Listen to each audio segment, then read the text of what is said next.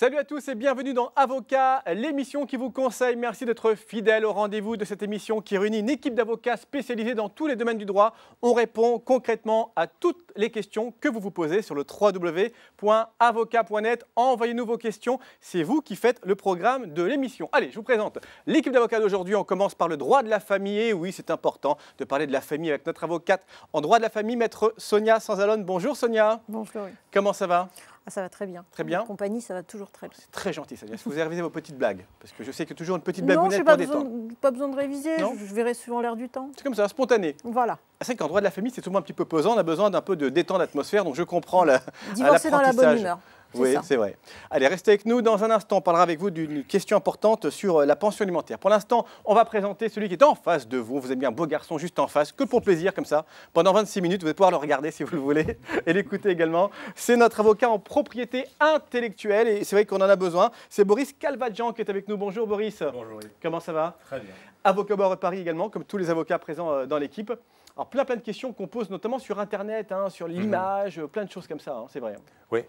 Oui, Internet fait prendre conscience à tout le monde qu'il y a un droit d'auteur et du coup, ça pose beaucoup de problèmes. Oui. On ne peut pas faire ce qu'on veut, n'importe comment, et quand non. on veut. C'est libre, mais pas lorsqu'il s'agit d'une œuvre.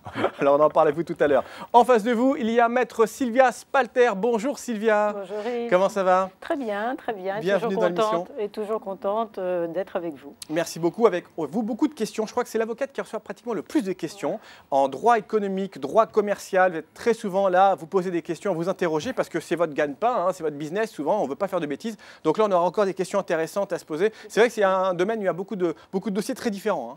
Tout à fait. Tous les jours, chaque minute, autre chose. Autre chose. C'est ce qui fait également peut-être l'intérêt de votre domaine. C'est exact. Alors, on en parle avec vous dans un instant également. En face de vous, notre avocat en droit social, droit du travail. En droit social, c'est le droit du travail. Pour ceux qui, peut-être, n'ont pas tout à fait la terminologie, c'est maître Dalia Arfi El-Kaïm. Bonjour, Dalia. Bonjour, cher Yves. Comment ça va? Ça va très bien, et vous-même? C'est bonjour, chérie, j'ai entendu. Non, c'est pas ça. Oui. Bonjour. On salue votre mari, d'ailleurs. Cher Yves. Alors, avec vous, des questions toujours en droit du travail. On en a plein également. Ce n'est pas la matière la plus légère, mais on essaye de les présenter, de donner des réponses avec un petit sourire. Un petit sourire. Voilà, il y a parfois peut-être des cas un peu drôles, non? Ça ne peut pas arriver, oui. ça? Oui. Ah oui, bien sûr. On a souvent l'occasion d'en rire. Oui. Au prud'homme, qu'est-ce qu'on se marre? C'est bien connu. C'est très connu, tout le monde le sait. Une question pour vous dans quelques minutes. Et puis, en face de vous, nous avons notre avocat fiscaliste qui aime beaucoup rire également. Mais enfin, dans les impôts, peut-on rire avec les impôts? Maître Joseph Fissard. Il vaut mieux en rire. Alors, bonjour chérie et bonjour chérie. Excusez-moi. Décidément. Voyez-vous, j'en perds mon français. Ah, c'est vrai. Ça va très bien, dans cette bonne ambiance de travail quand même. C'est vrai. On travaille. C'est apprendre des choses dans la bonne humeur. Nous donnons des réponses à tous les téléspectateurs et j'espère que nous le faisons de manière convenable. Écoutez, je pense, parce que nous avons beaucoup de réponses, en tout cas beaucoup de messages qui vont dans le bon sens. Merci. Vous serez le dernier à intervenir sur les impôts. Toujours les impôts en dernier, toujours comme ça. Donc, vous serez avec nous dans un instant également. On va commencer par le droit de la famille. Une question, je l'ai dit, sur la pension alimentaire avec vous, Sonia Sanzalone. Question envoyée par un téléspectateur sur le site de l'émission, le blog précisément de Avocat, www.avocat.net. Vous ne trompez pas, bien sûr, de l'orthographe d'avocat, c'est affiché derrière moi, A-V-O-S-C-A-S. Là, voici la question. Je paye depuis 10 ans une pension alimentaire pour ma fille qui vit chez mon ex-femme. Jusque-là, assez classique, mais je viens d'apprendre que désormais, elle travaille comme serveuse. Alors, puis-je arrêter de payer la pension alimentaire? Bonne question. Alors d'abord, félicitations monsieur, puisque vous êtes un bon papa et vous avez payé régulièrement la pension pour votre enfant. Donc très bien. Votre fille est serveuse. Ça ne met pas nécessairement fin à ce qu'on appelle l'obligation alimentaire. En fait, l'obligation alimentaire, elle est d'actualité tant que les enfants ne sont pas financièrement indépendants. Ce qui signifie que l'obligation... En fait, ça veut dire quoi précisément? C'est vraiment ça Alors, ce nœud qui de la question. signifie soit en poursuite d'études non rémunérées, donc parce qu'on peut être par exemple en contrat d'apprentissage rémunéré jusqu'à 800 € par mois, et là on peut se poser la question de savoir si la pension est due ou pas, est-ce qu'un enfant peut vivre avec 800 €? Des gouvernants ont institué quelque chose qui s'appelle le RSA qui est moindre. Est-ce qu'on peut donc vivre avec moins qu'avec deux RSA? Pourquoi pas? On peut se poser la question, c'est vrai. On peut se poser la question. Bon. La pension, elle est due également tant que l'enfant n'est pas indépendant financièrement. Alors, votre fille, elle est serveuse. Est-ce que c'est un CDD? C'est-à-dire, est-ce qu'elle est serveuse et puis derrière, malheureusement, il n'y a rien? ou est-ce qu'elle est serveuse et qu'elle a la chance d'avoir un contrat à durée indéterminée qui lui permet de subvenir seule à ses besoins. En ce cas, effectivement, si elle peut subvenir seule à ses besoins, la pension alimentaire cesse d'être due. Petit monsieur, c'est à vous de le démontrer. Donc, soit vous avez en face de vous quelqu'un qui est de bonne foi, une maman, voire une jeune fille indépendante, qui vous passe un coup de fil et dit « Papa, je t'aime beaucoup, il n'est plus nécessaire de me verser la pension, nous pouvons quand même continuer à nous voir, c'est bien. Ouais. » Soit vous avez malheureusement le deuxième cas de figure d'une enfant qui ne vous dit pas forcément tout, et à ce moment-là, vous devrez saisir le juge pour obtenir une ordonnance qui vous permette d'arrêter de verser la pension alimentaire. Pareil, tribunal de grande instance, meilleur conseil, l'avocat, mais c'est une requête que vous pouvez déposer également vous-même avec un imprimé qui est disponible sur Internet et qui vous permet simplement de dire au juge, voilà, mon enfant travaille, j'en ai la preuve, je souhaite arrêter de payer la pension alimentaire et une ordonnance sera rendue pour cela. Ce qui veut dire donc qu'à contrario, tant que l'enfant ne travaille pas, même s'il est bien sûr majeur, tant qu'il vit et qu'il a à charge du conjoint, du parent qu'il a, il faut payer la pension alimentaire. Hein. Ça s'appelle un tanguy. Ouais. Donc, un tanguy, c'est un enfant qui n'a pas envie de quitter ses parents, qui les aime affectueusement et qui souhaite rester à leur côté le plus longtemps possible. Et à leur charge. Et à leur charge, bien entendu. Alors, je pense quand même qu'effectivement, si on a un vrai tanguy, qui a au-delà de 30 ans, on va dire, quelque chose de bien, le vrai tanguy, et qui volontairement ne travaille pas et reste à charge alors qu'il pourrait travailler, là, le papa, s'il paie la pension, il a quand même une carte à jouer en disant il pourrait travailler, il ne veut pas travailler, je ne vais pas l'assumer toute ma vie, non, quand même. Sonia, non. Il a choisi d'être papa. Moi, la meilleure solution, le meilleur conseil que je puisse lui donner, c'est de lui trouver une tanguette. Ah, tanguette, effectivement. Voilà, très bien. Ils se mettent à deux et je pense que là, de toute façon... Et à ce moment-là, les deux vont forcément trouver matière à s'assumer. Vous avez raison, c'est un bon conseil bien sage. Merci beaucoup, Sonia Sanzalone, pour cette réponse. Donc, pour l'instant, essayez, monsieur, de prouver en tout cas que votre fille travaille et qu'elle a un travail régulier et qu'elle puisse assumer. Et dans ces cas-là, on saisit le JAF, sauf si on peut le faire amiablement. Merci beaucoup. Question maintenant à Boris. Boris qui n'est pas un tanguy, vous n'êtes pas un tanguy, vous non, je ne l'ai pas été. Non, jamais. J'ai fait une thèse qui m'a rallongé l'université, mais j'ai su partir de la maison. On a le même parcours, mon cher Boris. Ah oui, on a un point commun, c'est vrai. Ouais. Beau gosse et deux points communs, beau gosse et thèse. Voilà. on plaisante. Alors, Boris Calvadjian, qui est notre avocat donc, en droit de la propriété intellectuelle, d'Internet, enfin, toutes les questions qu'on peut se poser lorsqu'il y a un droit à son image, par exemple, ou à sa propriété qui intervient. Question pour vous, qui est adressée donc sur avocat.net. Je regarde un film en streaming sur un site illégal, est-ce interdit? Ou d'ailleurs peut-être même un site légal, hein, mais en tout cas voir un film en streaming, ce qui nous arrive jamais, on est bien d'accord. C'est pas si simple. Est-ce qu'on regarde, enfin je ne sais pas si on peut le dire, mais est-ce qu'on regarde autour de la table, tout le monde regarde de temps en temps une série, un film, ça arrive à tout le monde? Nous, non, nos enfants peut-être. Oui, les enfants, bon. Avec le iPad. Moi j'attends de voir sa réponse pour me prononcer si je regarde ou pas. Alors qu'est-ce qu'on peut faire? Pour les téléspectateurs qui nous regardent, il faut peut-être commencer par définir ce qu'est le streaming. Oui, c'est vrai. Qu'est-ce que c'est que le streaming déjà? C'est lorsque le film est diffusé, mais qu'on n'en fait pas un téléchargement sur l'ordinateur. C'est la diffusion du film sans téléchargement. Du coup, s'il n'y a pas de téléchargement, il n'y a pas de reproduction du film sur l'ordinateur. On ne fait que regarder un flux qui est envoyé. Et c'est là qu'on peut se dire, à juste titre, on peut y penser vraiment, je ne fais que regarder le film chez moi, je suis dans un cercle de famille, et puis il y a une exception au droit d'auteur qui est la représentation dans un cercle de famille. Vous l'avez tous vu sur vos jaquettes DVD. C'est comme voir la télé, voir un DVD, c'est ça? Voilà, exactement. Le problème, c'est que, évidemment, le site est illégal, le site diffuse une contrefaçon, et vous, en étant devant votre ordinateur, vous profitez de cette contrefaçon. Et c'est si bien qu'on parle aujourd'hui de la qualification de recel, pour essayer de sanctionner le comportement du téléspectateur qui regarde le film. Recel, pourquoi? Parce que le recel, c'est le fait de profiter du résultat, du fruit d'un crime ou d'un délit, en toute connaissance de cause. Bon, oui. Voilà. Oui, parce qu'en fait, le site diffuse sans les droits, et donc on profite de cette infraction. Exactement. Mais très sincèrement, il y a encore une hésitation. Il y a encore une incertitude qui n'est pas très claire, et à ma connaissance, je ne connais pas encore l'internaute qui s'est fait contre qui on a agi en justice pour... Oui, parce que l'internaute peut dire de bonne foi. Moi, je pensais, en allant sur ce site, qu'il avait les droits de diffuser les séries ou les films. Comment on sait si un site a les droits? On se doute bien que si ça s'appelle streamingcachette.com, bon, c'est peut-être pas, mais oui, sinon, bon... Bien sûr, d'autant que ces sites font tout en sorte pour prouver que... Enfin, pour donner l'image d'un site légal. C'est ça. Ouais. Donc, bon, après, on les connaît. Hein. En même temps, le juge n'est pas dupe. Mais la situation serait quand même assez exceptionnelle. Ouais. Il n'y a pas de condamnation, en tout cas, pour l'instant, d'utilisateurs. Ce serait quand même un peu sévère, effectivement. Ouais. Donc, on peut le faire, mais on fait quand même un peu attention. Enfin, si vraiment on va être nickel, on ne regarde pas de streaming, ou alors sur des sites légaux. Sinon, bon... Sinon, il y a un risque. Voilà. Même si on est de bonne foi, enfin, en même temps, on essaie d'un peu de se renseigner d'où vient le site. C'est ça. Bon, merci. En tout cas, on peut quand même voir cette émission, vous me le confirmez, l'émission Avocat, sur le site de avocat.net. Je vous y invite. Ah, nous avons les droits. Voilà. Je vous jure.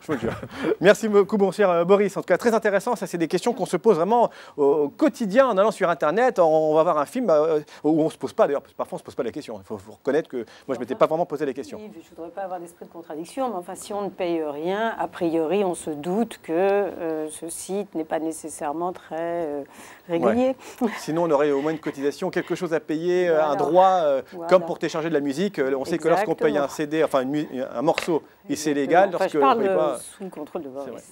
Oui, bien sûr, mais après, c'est toute la difficulté de trouver la qualification qui peut entraîner une condamnation. Et c'est là que, sur le principe, effectivement, il n'est pas bien de le faire. Ouais. Voilà, mais après, pour trouver la véritable qualification qui va entraîner la condamnation, c'est beaucoup plus compliqué. On la trouve. Il ne faut même pas prendre le risque quand même. Une fréquence dans la consultation de ces sites, c'est-à-dire que bon, si le type il va de temps en temps, ou alors s'il y va tous les jours, en streaming, regardant les derniers films qui viennent de sortir. Oui. En tout cas, ce qui est sûr, c'est que l'ADOPI, qui est l'autorité de contrôle en matière de contrefaçon sur Internet, n'est pas compétente pour aller embêter un internaute qui fait du streaming. Parce que téléchargement, que du téléchargement. C'est un stockage en fait, c'est ça. Ouais, voilà, il faut qu'il y ait un stockage. Bon, c'est vrai que si c'est une vieille série, moi je pense qu'on pourrait même être payé pour voir Ma sorcière bien-aimée en streaming. Hein. Je crois qu'il vous donnerait de l'argent pour regarder un peu, mais bon, c'est un peu mieux. C'est vrai. Bah, Sylvia, on va rester sur vous. Tiens, Sylvia Spalter, notre avocat en droit économique et en droit commercial, avec une question qui provient de Tabata. Non, c'est pas elle. C'est pour ceux qui suivent la série Ma sorcière bien-aimée. Je vends des cigarettes électroniques. Ah, ça jusque-là, rien d'original dans les temps dans lesquels nous nous trouvons.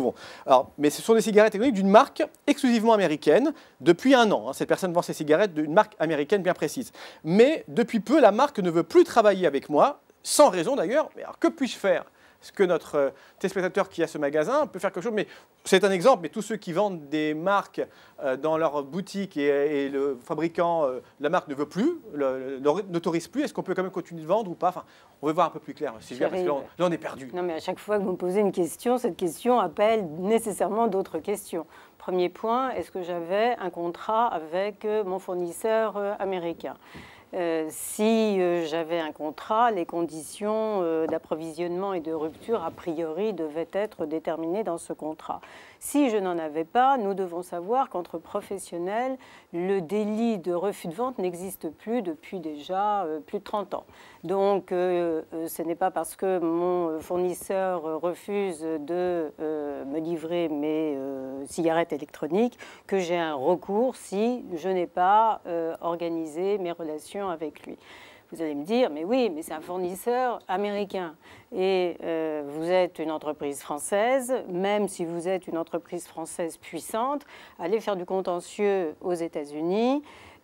Aucune entreprise française moyenne, qui ne fait pas partie du CAC 40 ou qui n'est pas un très grand nom, n'a les moyens d'aller faire un contentieux aux États-Unis. Première évaluation d'un confrère local, c'est 500 000 $, 1 million de dollars pour démarrer un contentieux comme celui-ci. Ouais. Oubliez même... ça fait cher la cigarette, voilà. À ce prix-là. Alors évidemment, vous avez peut-être été très malin et bien conseillé par un avocat qui vous a dit refusez l'application de la loi étrangère, refusez même, si la loi française a été choisie dans votre contrat, qu'il y ait une attribution de compétences à une juridiction étrangère. Et vous avez peut-être négocié une attribution ou à une juridiction française ou mieux encore, car c'est ma recommandation dans ces cas-là, à une chambre de médiation ou d'arbitrage. C'est-à-dire, si un procès, on a indiqué dans le contrat que ça se passait à Paris avec d'abord un médiateur. Enfin, absolument, ouais. Et on peut avoir des solutions rapides qui ne sont pas nécessairement juridiques et peu coûteuses. Et puis on n'a pas réussi, parce que c'est très compliqué avec nos amis américains, de leur imposer ce que nous souhaitons dans les contrats que nous passons avec eux. Et que nous reste-t-il? Il nous reste une disposition du Code de commerce qui a bien son avantage et qui remplit depuis quelques années les tribunaux de commerce, à savoir la rupture brutale de relations commerciales établies. Alors, la rupture brutale de relations commerciales établies, il faut être très vigilant parce que ce ne sont pas les conséquences de la rupture qui sont prises en compte pour apprécier le préjudice, c'est-à-dire qu'on ne pourra pas dire « mais j'ai perdu, je vais perdre pour l'avenir tant de chiffre d'affaires par rapport aux investissements que j'ai faits ». La question qui se pose, c'est la brutalité de la rupture.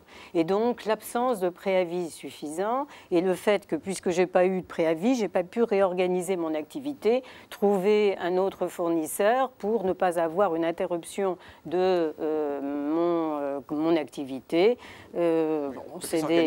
Voilà. Et c'est des actions qui sont relativement reçues, mais il ne faut pas non plus espérer, surtout après un an de relation, autre chose que reconnaître que peut-être un préavis de 3 mois aurait été approprié. Et ce qu'on prend en compte pour apprécier le préjudice, ce n'est pas le chiffre d'affaires dont vous avez été privé, mais la marge brute sur votre chiffre d'affaires. Donc finalement, si on résume, si on n'a pas fait de contrat, on ne peut pas faire grand-chose, sauf à utiliser le principe de rupture brutale. Des relations, parce que c'est un délit, c'est considéré comme un délit civil. Et à ce moment-là, les clauses qui attribuent compétence à des juridictions étrangères doivent s'effacer parce que c'est une loi de police française. Merci beaucoup Sylvia pour cette explication très claire sur cette question et donc qui intéresse tous ceux qui vendent des produits qui n'ont pas fait un contrat. Voilà, donc faites attention quand même effectivement aux relations que vous avez avec votre fournisseur. Merci beaucoup. En face de vous, notre avocate en droit social, en droit du travail, Dalia Arfi El-Kaïm, avocate au barreau de Paris bien sûr, comme tous les avocats qui sont d'ailleurs présents ici, avec des questions qui sont envoyées par nos téléspectateurs. Faites-le, n'hésitez pas, vous avez une question en droit dans l'un des domaines que nous traitons. Il y aura peut-être également certainement très prochainement 2 avocats avec d'autres domaines également du droit. Donc si ce n'est pas traité aujourd'hui, posez quand même votre question, on y répondra. Alors question envoyée par Internet pour vous, Maître Arfi El-Kaïm. Je suis victime d'un burn-out. Alors tous ceux savent tout le monde sait ce que c'est qu'un burn-out en ce moment. C'est le terme à la mode. Hein, on pète les plombs. Dans notre profession, nous sommes au premier surmenage, plan. voilà, exactement. Les avocats connaissent bien le burn-out. Voilà. Alors, puis-je faire reconnaître cela comme maladie professionnelle? Ceux qui pètent les plombs, qui n'arrivent plus à travailler parce qu'il y a un surmenage vraiment très important. C'est une question vraiment d'actualité. Ouais, et il y a vraiment une évolution de la jurisprudence par rapport à cette question du burn-out. Parce que la définition du burn-out, avant tout, elle est médicale, elle n'est pas juridique. C'est bien, burn-out, ce que vous dites depuis tout à l'heure. Oh là non, c'est ça, c'est bien. C'est pas ce qu'il faut. Ah, si, c'est burn-out, c'est parfait. Bon, alors, c'est une définition avant tout médicale. C'est une maladie et en fait, c'est l'épuisement professionnel. Vous avez en France 2 catégories de salariés. Vous avez ceux qui travaillent jusqu'à s'effondrer et vous avez ceux qui sont maintenus sous pression par l'employeur. Donc, faire reconnaître le burn-out comme maladie professionnelle, pour répondre à la question, c'est possible, pas comme accident du travail. À ce jour, ce n'est pas reconnu au titre de la législation d'accident du travail, mais comme maladie professionnelle. Il n'y a pas de présomption d'existence de cette reconnaissance, puisque le burn-out n'est pas à ce jour inscrit sur la nomenclature des maladies professionnelles, et donc il faut quand même se battre pour le faire reconnaître, tant que ce soit vis-à-vis de la législation de la sécurité sociale pour l'indemnisation ou vis-à-vis de l'employeur. Alors se battre, ça veut dire aussi prouver qu'on n'a pas d'antécédents avant et qu'il y a vraiment un lien de causalité entre ce qui se passe au travail, entre le fait d'être complètement débordé et puis la dégradation de l'état de santé qui fait qu'on est obligé de s'arrêter parce qu'on est malade. Donc c'est ça le burn-out. Alors, lorsque on veut être indemnisé au titre de la législation du travail, donc déjà, faire reconnaître par son médecin traitant l'existence de ce burn-out avec la description des symptômes, des conséquences et de l'évolution. Et puis un formulaire en fait à remplir, à envoyer à la caisse régionale, enfin dont on dépend, de son centre de santé, parce que ça ne va pas être traité par les institutions qui sont compétentes en matière d'accident du travail, mais vraiment par le régime général de la sécurité sociale. Donc on remplit son petit formulaire de maladie professionnelle, on envoie le formulaire, le certificat médical vraiment complet du médecin. Et puis lorsque la consolidation interviendra, eh bien, on envoie un certificat qui fait état de la consolidation.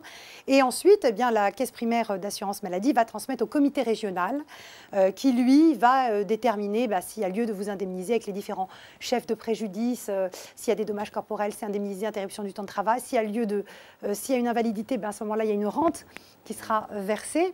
Et puis voilà, donc ça c'est pour être indemnisé sur le plan, des indemnités qu'on peut percevoir. Et puis alors vis-à-vis de l'employeur, qu'est-ce qui se passe? Parce que l'employeur. C'est une bonne question. Est-ce qu'on peut rapprocher ça du harcèlement, par exemple? Alors tout à fait.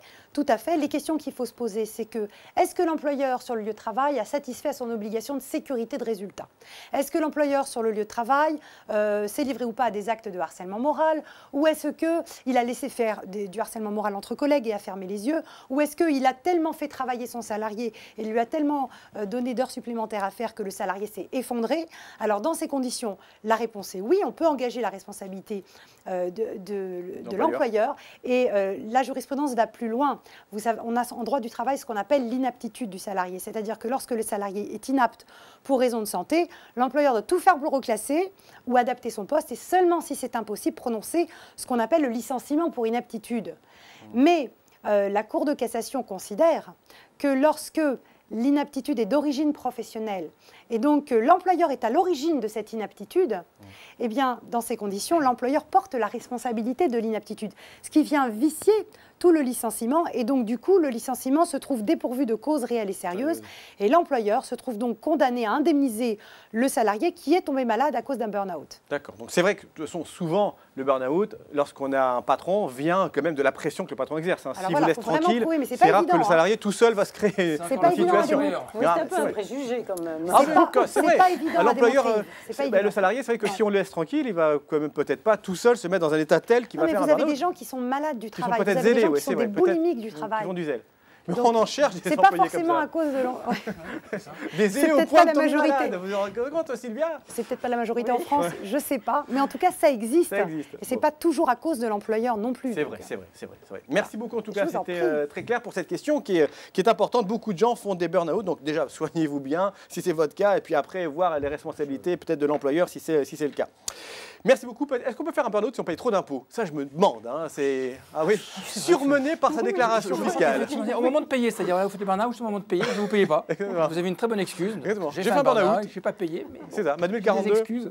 Alors, on va finir avec vous avec une dernière question, maître Joseph Suissa, donc pour les impôts. Mes impôts en 2012 ont été multipliés par 2 par rapport à l'année 2011. Ah, pourtant mes revenus, eux, n'ont pas doublé. N'est-il pas une erreur des impôts? Je vous le demande. Alors c'est vrai que dans l'esprit des contribuables, ils se disent, c'est simple, si je gagne 1000, je paye tant d'impôts, et si je gagne 2000, je vais payer 2 fois plus d'impôts. Mais ça ne se passe pas comme ça. Parce que c'est ce qu'on appelle la progressivité du système fiscal français. Je vous donne un exemple concret, très simple. Si vous gagnez 10 000 euros, là, vous allez payer 5,5% d'impôts. Mais si vous gagnez 100 000 euros, vous allez payer 41% sur la tranche 70 000, 150 000 euros. Donc on voit bien que c'est sans commune mesure et qu'il n'est pas nécessaire de doubler ses revenus pour doubler ses impôts. Et j'ajoute... Ça n'a pas de pair. Ça n'a pas de pair. C'est progressif, c'est le système progressif français qui fait que plus vous gagnez d'argent, plus vous allez payer d'impôts sans qu'il y ait un lien avec vos revenus. Voilà. Et comme je crois que c'est votre cas, quand vous gagnez plus d'1 million d'euros. Oui, c'est mon souci, ça. Voilà, c'est votre souci. Donc, au-delà du premier million, vous payez 75% d'impôts. Voilà, donc ça aussi. Je le sais. C'est une taxe exceptionnelle, mais bon. Voilà, donc c'est quand même énorme, c'est pas rien. Alors, on parle beaucoup en ce moment, puisqu'on parle de progressivité, de faire une fusion entre la CSG et l'impôt sur le revenu. Alors, ça nous concerne tous autour de cette table, parce que nous qui sommes profession libérale, nous sommes 5 millions en France quand même. Et si on rend progressif la CSG, parce que quand il y aura une fusion, ça deviendrait progressif, nous serions tous étouffés. Voilà. Nous serions asphyxiés. En burn-out. Burn-out. Nous serions en burn-out sans travailler. Voyez-vous, ça s'appelle burn-out sans travailler, c'est une maladie. Voilà. Alors, on ne pourrait pas tenir. Et malheureusement, c'est dans les tuyaux. C'est dans les tuyaux parce que on voudrait que sous le couvert de rendre un impôt plus juste, de le rendre progressif, et à ce moment-là, ce serait intenable. Il faut savoir que l'impôt sur le revenu, il est payé par un foyer sur 2 en France, et que 1% des ménages les plus aisés payent 37% de l'impôt sur le revenu. Ouais. Alors, vous me permettrez une petite phrase pour terminer. Ouais. Vous travaillez plus, vous gagnez plus, et vous payez plus. Voilà. Ce sera la conclusion. C'est le système logique, finalement, système français. Merci beaucoup, Maître Joseph Suissard. On explique bien très clairement, de manière très accessible à tous, la fiscalité. C'est aussi ça, le principe de cette émission. Merci infiniment à toute l'équipe. Maître Sonia Sanzalone, Maître Joseph Suissard, Maître Silas Palter, Maître Dalia Arfialki, mais j'ai toujours ma petite note pour ne pas dire de bêtises, Maître Calvadjan, mais maintenant, ça y est, je le sais. Merci beaucoup, en tout cas, à tous d'être venus. Rendez-vous la semaine prochaine avec d'autres questions, avec vos questions sur le www.avocat.net. On se retrouve très très vite avec d'autres réponses. À bientôt, salut.